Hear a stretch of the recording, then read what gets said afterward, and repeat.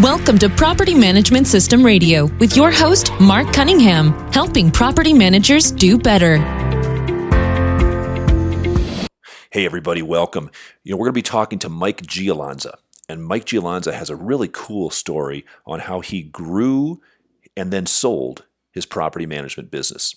A couple things to really listen for in this episode. Listen to how he set up his partnership on the front end and how they built in a right of first refusal into that contract. And that really played a significant role in the sale as far as who he could sell to and just his ability to really impact the sale.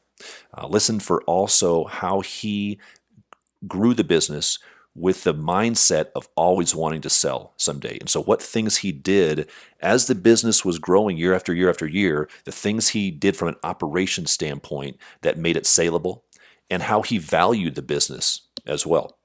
He also had a clawback provision in his agreement. Kind of interesting to see how that played in to the actual final sale.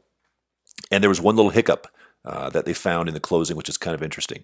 He gives some great advice to individuals who, whether they're planning on selling now or in the future, is a great thing for all of us to keep in mind to keep our value high on our business. And with that, here's Mike Giallanza.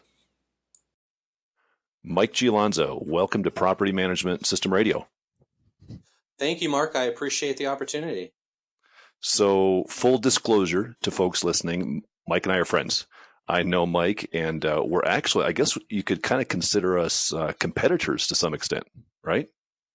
Kind of, in a way, yeah. We're both in the Denver metro area, so technically we're competitors. But I'm always mostly focused on the south side of the metro area, so it's a good camaraderie. Let's put it that way. It is.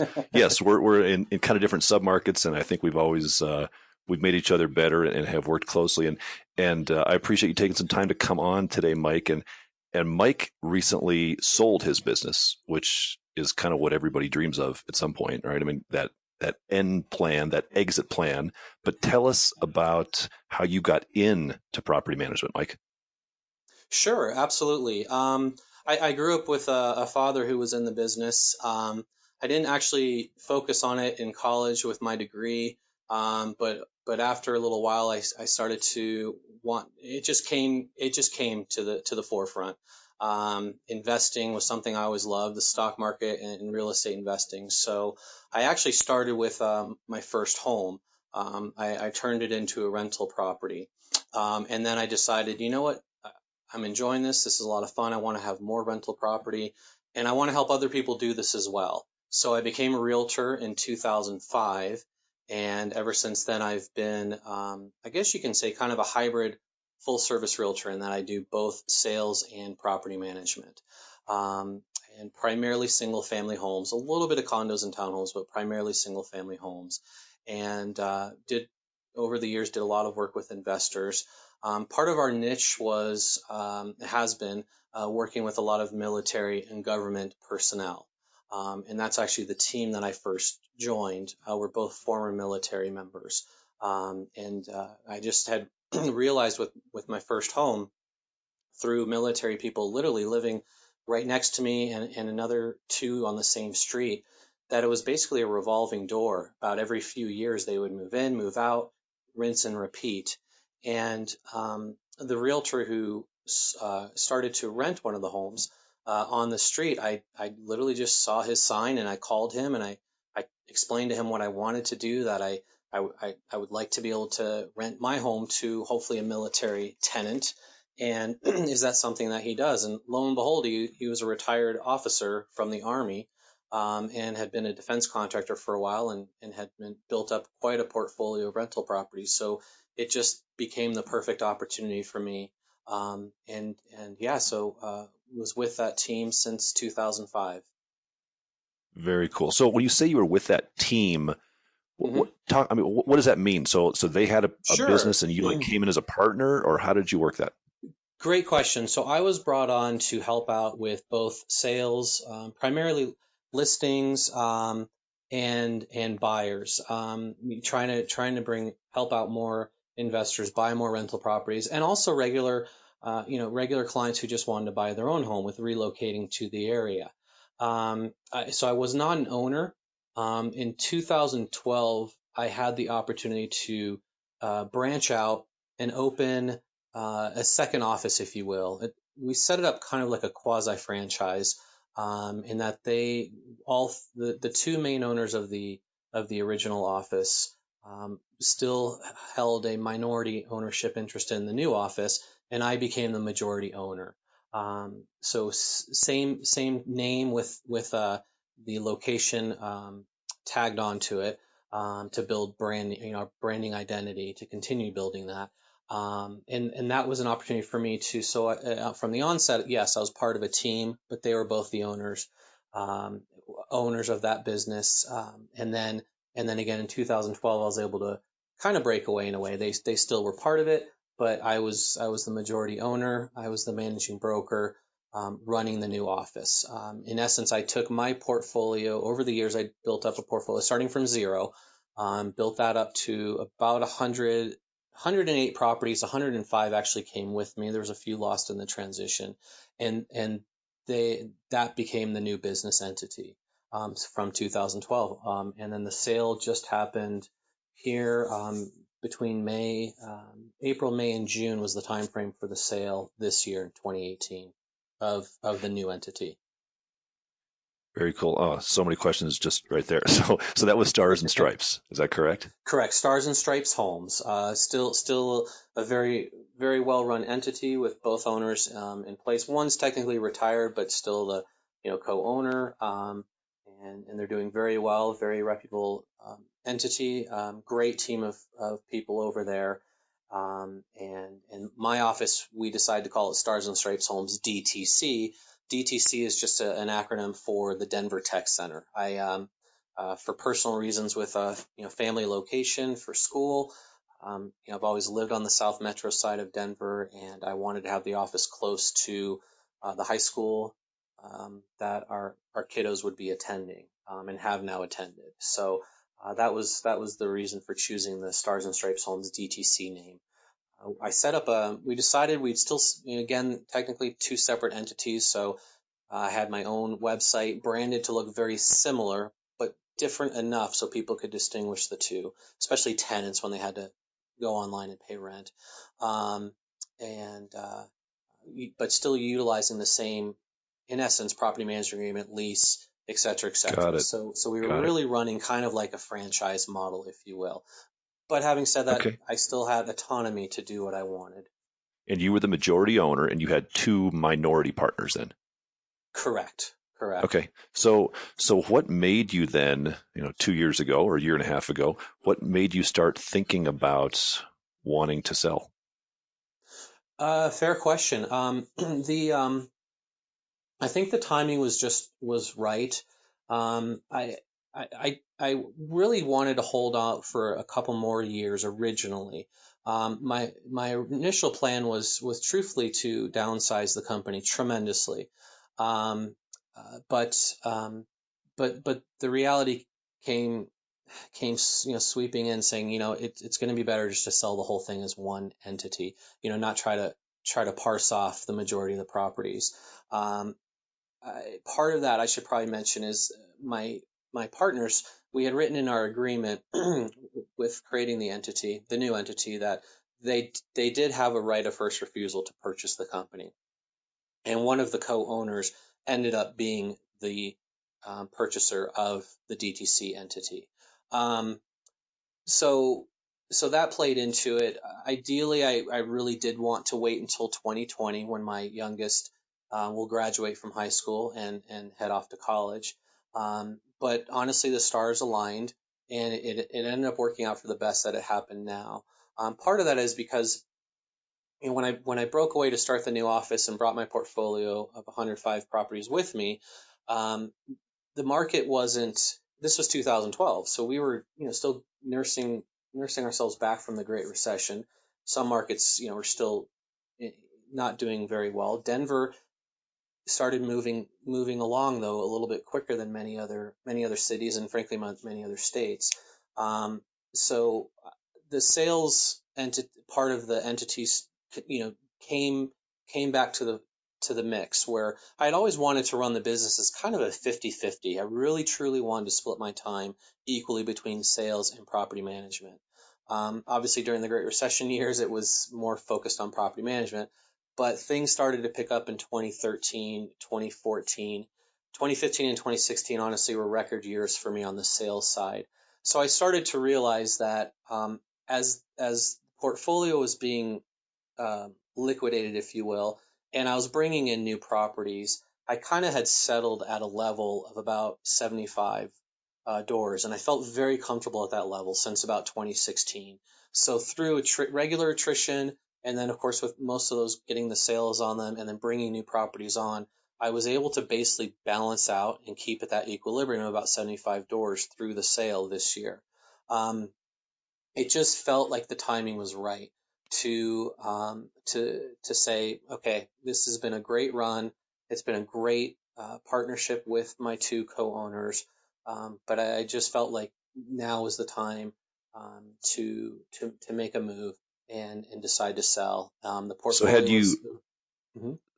I'm sorry. So during the years, like, was that kind of your plan? Had you always planned in mind at some point, that year 2020 or whenever it was going to be? Did you have that goal of selling at some point? Yes, great question. I've always wanted to have the business in a position to sell. Even in the early years when I honestly wasn't, I probably would not have sold. I've always run it in with the mindset that I want to have this business running so efficiently, so effectively, with all four cylinders firing, that should an offer come in that's just too good to turn down, I'll do it. I'll sell it. Um, and that's always the mindset I've had. So, I've always made sure that the branding online looked good. The online reviews were coming in and they were solid. So I always had that plan. Part of it with 2020, honestly, is because, again, with my youngest going off to college, a big part of it is, for me, is I'm not sure that I'll be staying in Colorado full time. So that played a big part of it as well. Got it. So when you decided to sell, right, you're thinking, okay, I think the stars have aligned, as you said, and I think it might be time. What specifically did you do? I mean, did you just call up your partners, I mean, the minority partners, and say, "Hey guys, I think I want out," or what specifically did you do? Absolutely, yes. I started putting feelers out, um, both to my partners and then also to other colleagues in the industry.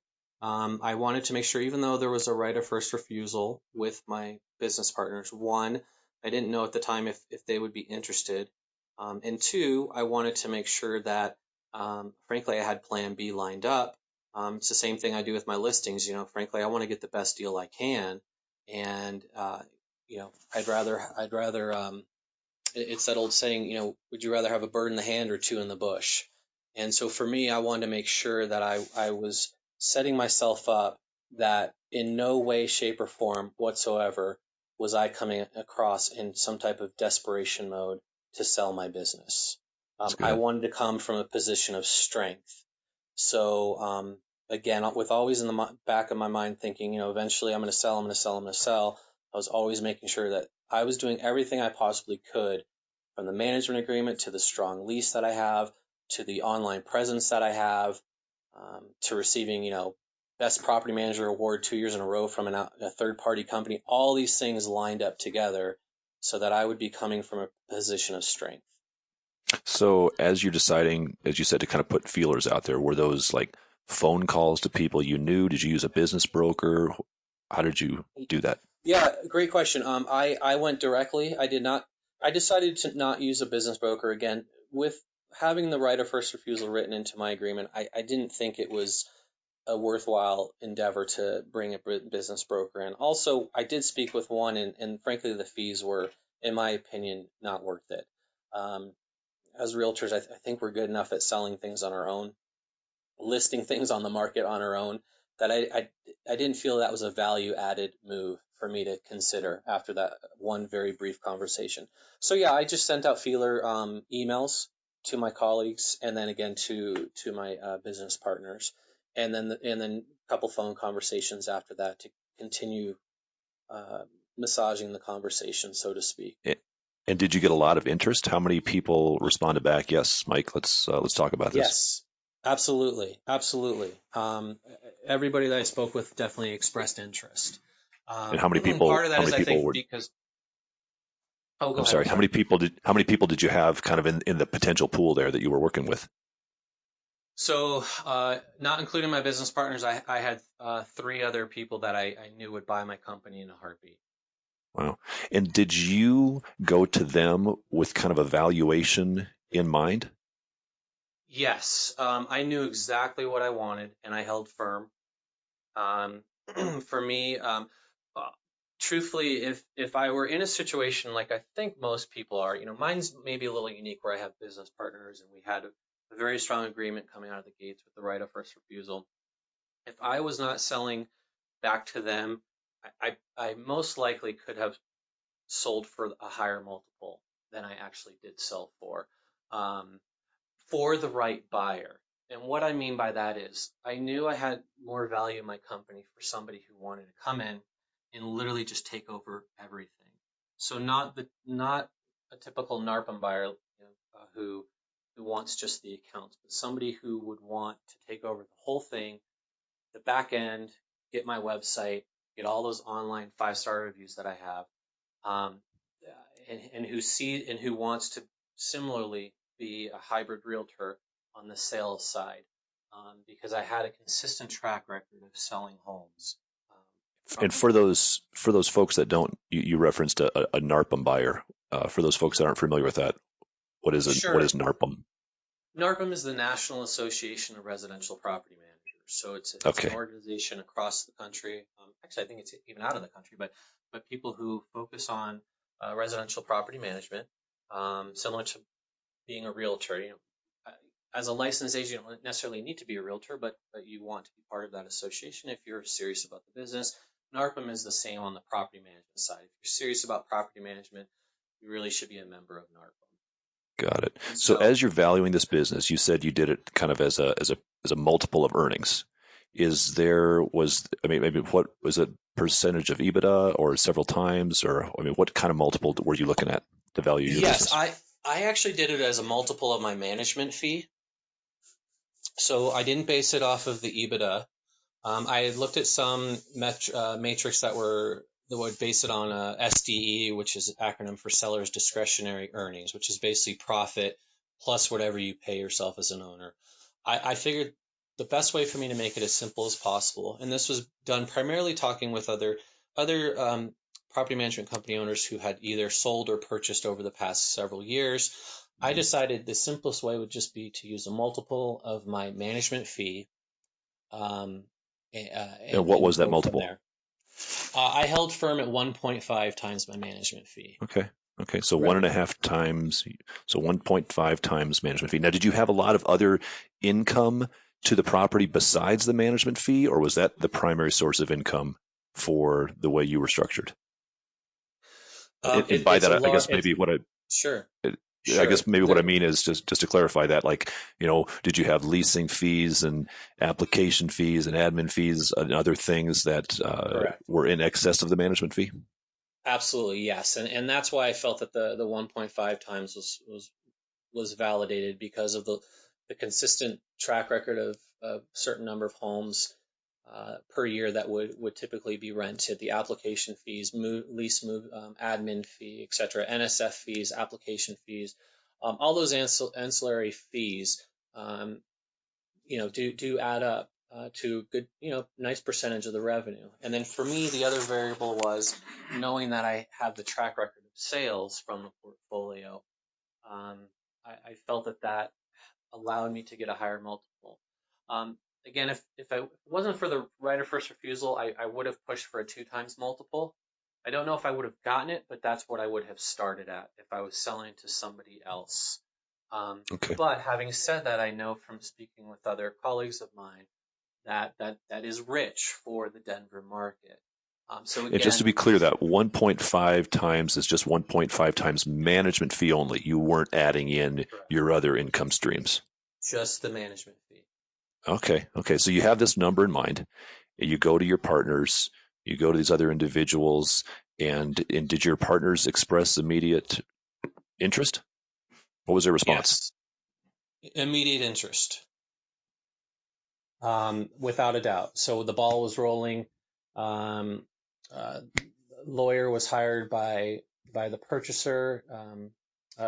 Excuse me, by the co-owner who ended up purchasing the business. Got it drafted, and we went to work on getting Okay, everything. and so because they had the right of first refusal, I'm guessing you probably weren't. It didn't benefit you a whole lot to shop it around, because if you want a 1.5 and they're willing to pay 1.5, you're pretty much lined up.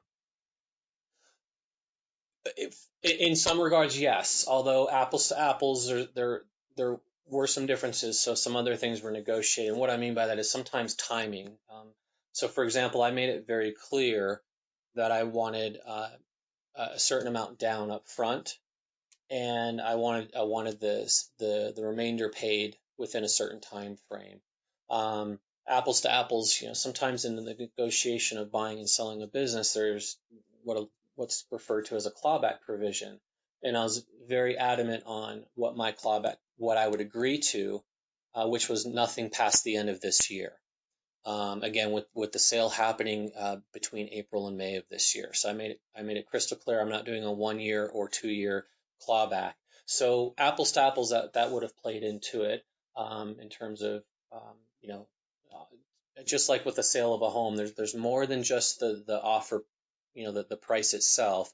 There are other terms in terms of how quickly are we closing, how is funding working, and again, some of those other back end things. So, but technically, yes. I mean, I made it very clear on every point exactly what I wanted, and my co-owner at the time and who ended up purchasing the company, he was amenable with everything that I asked for. So in essence, yeah, I got what I wanted. So I didn't need to at that point shop it around anymore, unless something had come up in the agreement that again would have allowed somebody else to make a better offer.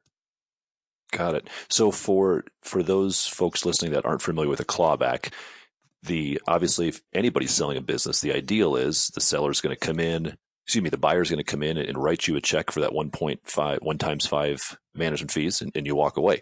The danger in the property management business is there's going to be some attrition, right? So people are going to leave. So how did you structure that clawback to take into consideration who was going to be leaving? Did you, and I guess before you even answer that, if you can tell me, like, what percentage of the 1.5 were you able to get up front, and how much did you have to carry for the rest of that year?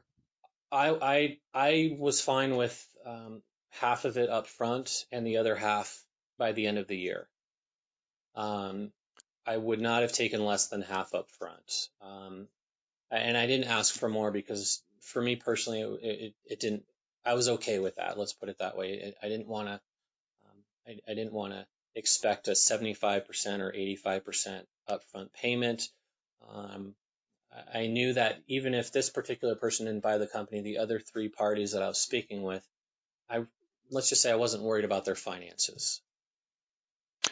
Got it. And when it comes to the clawback provision, with the clawback provision, I made it clear that two things I wanted to have happen by the end of the year, that the second payment would be complete, and then that's when the clawback would be done. Meaning, if any client were to leave, that's on the buyer of the company.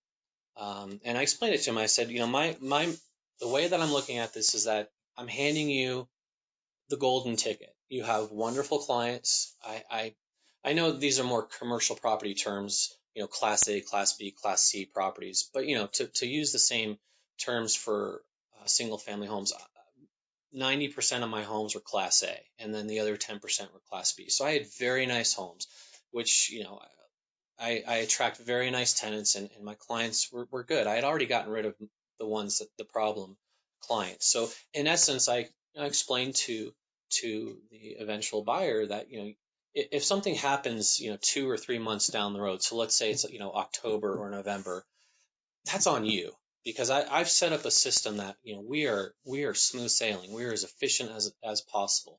Rent is being paid online. ACH to the clients with their proceeds by the 10th of the month. Everything was so dialed in. I had all my vendors that I've been working with for years So you have all these wonderful vendors to take care of literally everything A to Z on the house, with no surprises, with crazy outrageous bills that would cause a client to want to terminate. Nothing like that. So I explained that, look, if something comes up in October or November, and especially, of course, more importantly, past this period of December, the onus is on you, in my opinion, as the buyer. You've lost a relationship that was solid for several years, and he did accept that. He understood where I was coming from with that. Part of what made that a little bit easier was, frankly, the strength of my management agreement. My management agreement did have a termination clause that was pretty favorable to me as the property management company owner. So there was a little bit of quote unquote insurance, if you will, with if termination were to happen. Got it. And I don't know if you want me to elaborate on that or not, but Well, let me ask you this question. So you're under contract. Were there any hiccups between the time that you entered contract and the time that you closed? great question. No, it was a very smooth process. Well, let me rephrase that.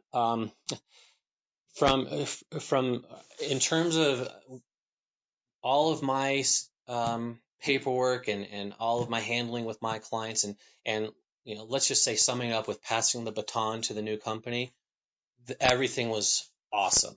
Great experience. The only hiccup that was beyond the control of myself or the buyer, unfortunately, was the property management software. That did cause a major hiccup. And it was upsetting, honestly, because we both use the same property management software. That was really the only heartburn that we had in this whole process. So in terms of, me as the seller and my colleague as the buyer, that was as smooth as could be. Everything worked out really well. I had all of my ducks in a row. Everything was set. And he was ready on his end. Everything was set. So everything was great, except for the property management software migration. That was a train wreck. Got it. Got it. So you go to the day of closing. What does that day of closing look like? I mean, are you giving them a check for the security deposits? Are you signing more docs? What are you handing them keys? What does that look like? Yeah, we tried to keep it pretty simple. For me, I had designed my company to be as online as possible. So, all agreements are being signed online, leases are being signed through the property management software. Every client is being paid via ACH. So for me, it made it very simple. We just signed an agreement online and got that out of the way. No big deal, because we're used to doing that with our software anyways. And I just told him, yeah, just mail me the check, no big deal. So it was a cashier's check for the 50% down payment. And then we did get together to provide keys. I use a third-party vendor to rekey my homes every time there's a tenant move out, or of course before a tenant moves in for new properties. So it was easy enough for me to give them the master key box, and that part was piece of cake. I did an ACH of the deposits. So what we did is we structured it in two ways. Now, obviously, a certified check would have been simple too. Obviously, we were co-owners, so there's a lot of trust there. But I just did a separate ACH for all of the deposits, and of course matched. He had paperwork to match up with all of those. Of course, it was already in the software, but so that way, apples to apples, the amount that he should have had and what I sent him matched up perfectly. And then we did a separate amount for the owner's reserves on hold. So same setup there, where we had everything just done via ACH. But again, it would have been easy enough if we weren't in that position to do an ACH. Then I would have just simply done two separate certified cashier's checks, for one for the deposits, one for the owner reserves. And again, the key handoff was easy. Now, one thing that we did too in the transition, and this was maybe maybe not ideal for everybody, but something that we did is, since we started talking about this process in January and February of 2018, most of my properties were set up to have a lease end at either the end of May or end of June. So I really had a very seasonal leasing time frame for my properties. So what worked out really well was I always in the annual lease renewal process, I'm visiting with all of my tenants before I officially offer the lease renewal. And my buyer came with me to almost all of them.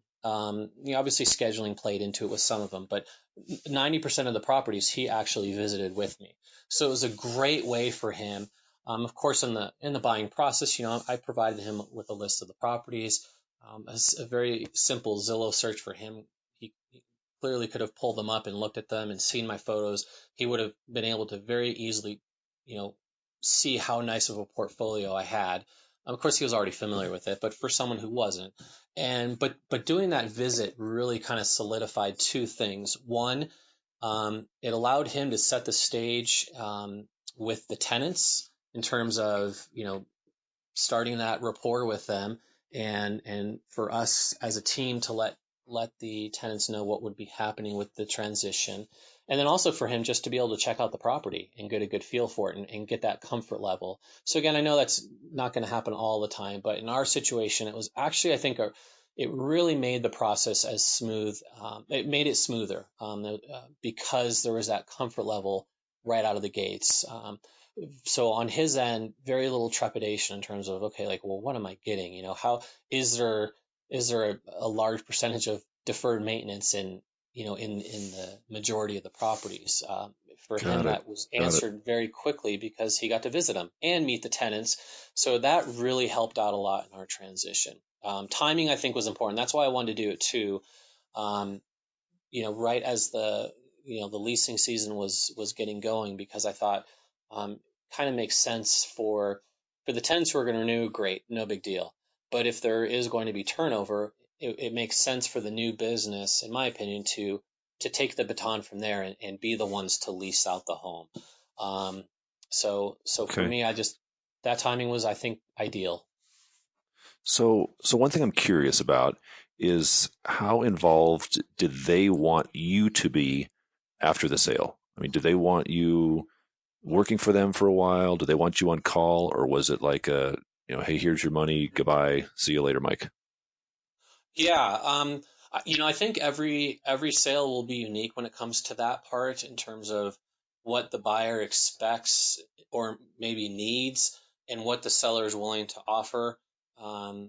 For me, I was very open about that from the onset, and I made it clear to the buyer of the business that I'm here for you through the end of the year, as much as you need. If I need to be there for phone calls, emails, whatever, whether it's the client, tenant, or vendor, I'm here to make this as smooth a transition as possible. I keep using that analogy, and it's one that I used with him as well. I want to pass this baton in the relay race as smoothly as possible. And so did they whatever I need can you do, a lot? not a lot, a little bit. There's always stuff that will come up. There's always idiosyncrasies, as well as the notes can be updated in the property management software, whether it's a client or for the property or for a specific tenant. There's always that stuff where you're like, oh yeah, you know what, I should have mentioned that to you. Or the client who you just know is better to, I'm telling you, you're gonna email this client and you're not gonna hear back for a week. If you send them a text, you're gonna hear back in 30 seconds. So some of those nuances and idiosyncrasies, there were some of those things that came up, and of course, I think it happened more so on the maintenance side, because when you're passing the baton, things are still in moving, force, if you will, in the sense that there's still stuff that I was taking care of that he had to finish up. Billing, for example, is a big part of it, where it's like, yeah, that painting that bedroom was done a month ago. I just got the invoice, but hey, you have to pay it. So that part for me, again, I personally felt like, as the seller of my business, I wanted to do whatever I needed to do to make everybody feel as comfortable as possible. Because, most clients are going to be okay. If you explain it to them and lay it out, and they can see that, okay, yeah, you're doing the right thing, and it looks like you found a good replacement, that's perfect. But there will still be some trepidation, and sometimes you need to be there to assuage that client or clients. And so again, I'm a big proponent of whatever it takes to get to the goal line. So if you were sitting down with somebody, Mike, and they were like telling you that they want to sell their business and they're just starting this process, they're thinking of exiting, they're thinking of selling, what advice would you give to them? I would say that it's a great question to think about, and the best thing is to say, well, put yourself in the shoes of your buyer. How can you make this as easy as possible for your buyer to see the golden nugget that they're about to purchase? And so it starts with, how solid is your management agreement? And are all of your clients on the same management agreement? Do you have an assignability clause in your management agreement that will allow you to easily sell it? If not, that's step one. You need to start working on that. The step two, I think, would be on the lease. For me, I'm a big proponent of not doing lease renewals, so no addendum, but always a new lease for tenants. That way, everyone is on the same lease. I just see too much inconsistency with, okay, well, I'm going to do an addendum, and then someone's in there for year 3 and is like, oh, okay, well, I have to do another addendum. Well, now you have all these variations, and now some companies might not change their lease very frequently, but every year I'm tweaking my lease. And so for me, I think having that consistency of the same lease for all of your tenants would make it easy. Got it. The other thing is to continue polishing up with making sure that you have some type of consistency. Like, so for me, my big focus was single family homes.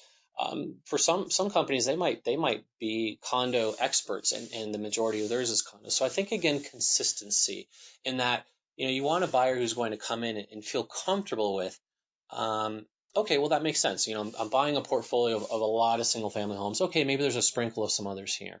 So I think that's part of it too. I think the other thing too then goes back to what I mentioned earlier with branding. You want to make sure that your online presence is strong. And if it's not, you need to get it there. And first and foremost, it comes with a good looking website. And then secondary, but frankly more important, is your online reputation. So again, if you're thinking of selling and you have a lot of reviews, fair or unfair, that are 2-star and below, you need to work on that to build it up. Because again, you never know if your buyer is going to just take your accounts and not care about the entity itself, or will you have that buyer who truly wants to take over the whole business. The other part then I'd say is, after those 3 things are in place, really truly the accounting needs to be perfect. There should not be any issues. 3-way reconciliations, month in and month out, need to be done and perfect. There cannot be any issues with negative balances with your owner's reserves. Security deposits, everything needs to line up perfectly from an accounting standpoint. I think those 4 things are critical. And then I think from there, just start getting the feelers out there. Wonderful. Got it. Well, it sounds like you had a pretty successful run from opening the business to running the business and a very smooth closing. Congratulations on that. Thanks, Mark. So, I Mike, appreciate it. If people want to reach out to you, is there a way they can contact you? Absolutely. So my email is Mike, Mike, at S as in stars, S as in stripes, H as in homes, D as in Denver, T as in tech, C as in center.com, Mike at sshdtc.com, or they can call me directly, 303-918-3175. Mike Giallanza, thank you very much. Thanks, Mark. I appreciate it. Thanks for listening to Property Management System Radio with your host, Marc Cunningham. For additional resources, visit propertymanagementsystem.org, where you can access everything you need to run and grow your property management business, including PM business forms, new income stream ideas, system manuals, online training, even marketing. Marc is a property management company owner, real estate investor, and national speaker. Connect with Marc at propertymanagementsystem.org.